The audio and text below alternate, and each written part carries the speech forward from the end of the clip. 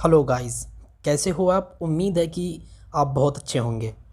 तो जिस भी वजह से आपने इस वीडियो को क्लिक किया है, थंबनेल को देखकर, टाइटल को देखकर, तो वो सब का सब मैं डिस्कस करने वाला हूँ इस वीडियो में। तो वीडियो के एंड तक बने रहिए और बहुत बारीकी से हम बात करेंगे। तो यहाँ पर आपको सबसे पहले दिखता है एसएससी। एसएससी क्या है? तो एसएससी एक सेंट्रल गवर्नमेंट बॉडी है जो सेंट्रल लेवल पर डिफरेंट डिफरेंट पेपर्स कराती है, एग्ज़ाम्स कराती है।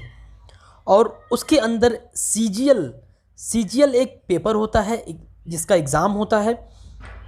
और ये एग्ज़ाम हर साल कंडक्ट कराया जाता है एसएससी के द्वारा।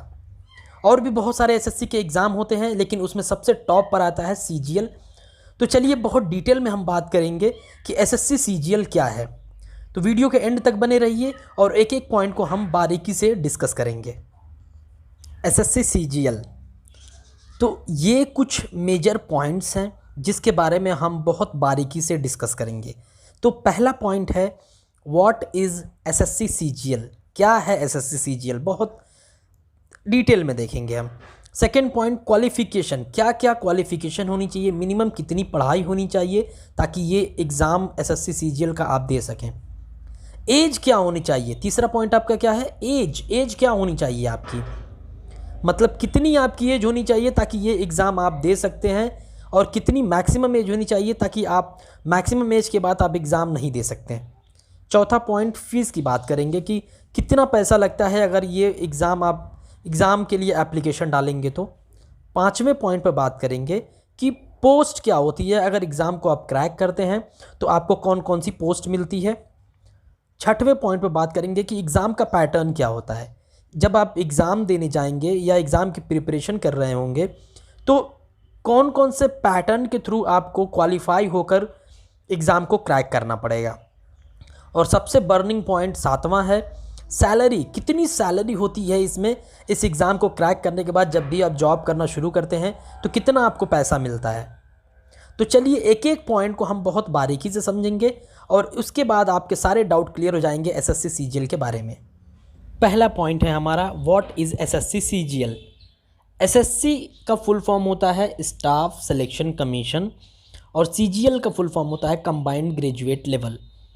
तो एसएससी एक सेंट्रल लेवल की बॉडी है जो हर साल डिफरेंट डिफरेंट पेपर्स कराती है। और इसमें सीजीएल जो है सबसे टॉप लेवल का पेपर होता है।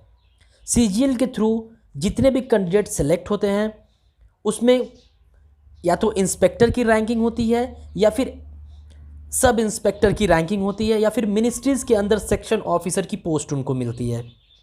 तो चलिए अगले पॉइंट पर हम बढ़ते हैं और डिटेल में हम बात करते हैं। सेकेंड पॉइंट है हमारा क्वालिफ़िकेशन।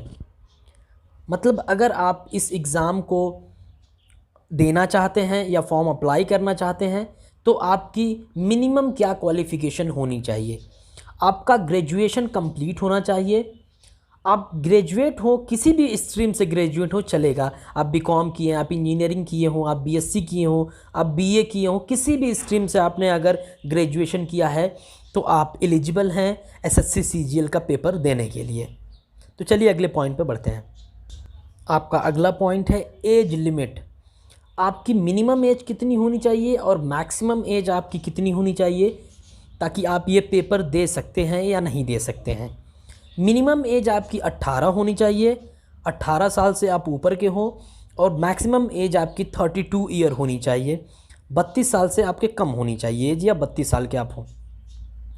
इसमें कुछ पोस्ट ऐसी हैं जो 18 से 27 ईयर तक के कैंडिडेट्स बस दे सकते हैं। कुछ पोस्ट ऐसी होती हैं जिसमें 21 साल से 30 साल के कैंडिडेट्स दे सकते हैं। और कुछ पोस्ट ऐसी होती हैं जिसमें 21 से अगर 32 साल आपकी एज है तो भी आप सीजीएल का फॉर्म फिल कर सकते हैं, दे सकते हैं और उस पोस्ट के लिए अप्लाई कर सकते हैं। और इसमें कुछ रिलैक्सेशन भी मिलता है, जैसे आप ओबीसी हैं तो 3 ईयर का रिलैक्सेशन मिलता है, SC ST है तो 5 ईयर का मिलता है, PWD है तो 10 ईयर का, PWD में ओबीसी कैटेगरी है तो 13 ईयर का, और PWD SC ST है तो 15 ईयर का। तो ये रिलैक्सेशन आपको मिलता है। तो चलिए अगले पॉइंट पे बात करते हैं।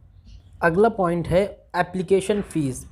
कितना फ़ीस लगता है जब अगर आप एसएससी सीजीएल का पेपर देना चाहें और पेपर के लिए अप्लाई करेंगे तो बस आपको 100 रुपया देना पड़ता है अगर आप जनरल कैटेगरी और ओबीसी कैटेगरी से हैं तो।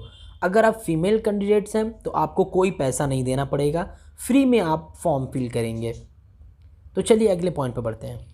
अगला पॉइंट है आपका सिलेक्शन प्रोसेस, मतलब क्या क्या प्रोसेस, क्या क्या स्टेप्स होते हैं जिसको आप क्वालिफाई करके सीजीएल को क्रैक कर सकते हैं।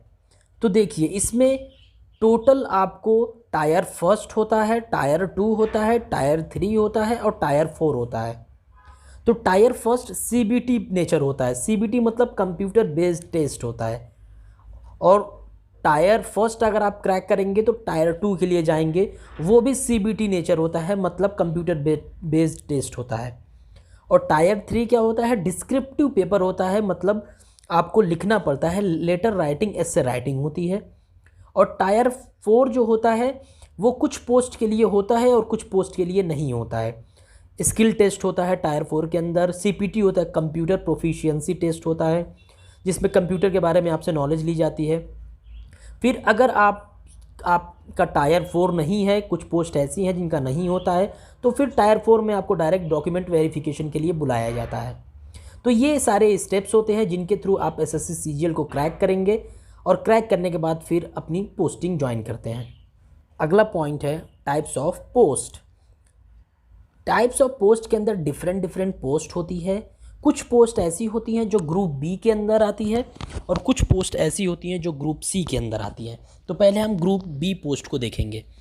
ग्रुप बी पोस्ट के अंदर असिस्टेंट ऑडिट ऑफिसर आता है, assistant accountant officer, assistant section officer, उसके बाद असिस्टेंट की जॉब लगती है मिनिस्ट्रीज़ के अंदर, इंस्पेक्टर की पोस्ट होती है, सेंट्रल एक्साइज इंस्पेक्टर की पोस्ट इसमें मिलती है और इसमें कस्टम ऑफिसर्स भी आते हैं। तो हम देखते हैं अब ग्रुप सी वाली पोस्ट को। ग्रुप सी के अंदर अकाउंटेंट की पोस्टिंग होती है, जूनियर अकाउंटेंट ग्रुप सी के अंदर आता है, सीनियर सेक्रेटरी असिस्टेंट, अपर डिविजनल क्लर्क, सब इंस्पेक्टर इन सीबीआई। तो ये कुछ पोस्ट हैं जो ग्रुप सी के अंडर में आती हैं। और भी बहुत सारी पोस्ट हैं जो ग्रुप सी के अंदर आती हैं। तो चलिए अगले पॉइंट पर हम बढ़ते हैं। सबसे बर्निंग पॉइंट, सैलरी। अब देखिए जो एसएससी सीजीएल के थ्रू कैंडिडेट सेलेक्ट होते हैं उनकी सैलरी वैरी करती है, मिनिमम 25,000 से मैक्सिमम 2,50,000 तक जाती है। और ये सैलरी पोस्ट वाइज वैरी करती है। अगर आप ग्रुप बी में हैं, मतलब ग्रुप बी की पोस्ट में हैं, तो आप ज़्यादा सैलरी पाते हैं, ग्रेड पे भी ज़्यादा होती है। और आप अगर ग्रुप सी पोस्ट के अंदर हैं तो ग्रेड पे कम होती है, सैलरी कम पाते हैं। अब ये 7th पे कमीशन के हिसाब से कुछ ग्रेड पे लिखा है, 4800 ग्रेड पे के हिसाब से 47,000 सैलरी बनती है। ये सब बेसिक सैलरी लिखी है। 4600 ग्रेड पे के हिसाब से 44,000, 4200 ग्रेड पे के हिसाब से 35,400, 2800 ग्रेड पे के हिसाब से 29,200 और 2600 ग्रेड पे के हिसाब से 25,500। तो ये बेसिक सैलरी लिखी है। इसके बाद भी बहुत कुछ अलाउंसेस मिलते हैं, जैसे रहने के लिए घर और के लिए अकोमोडेशन मिलता है।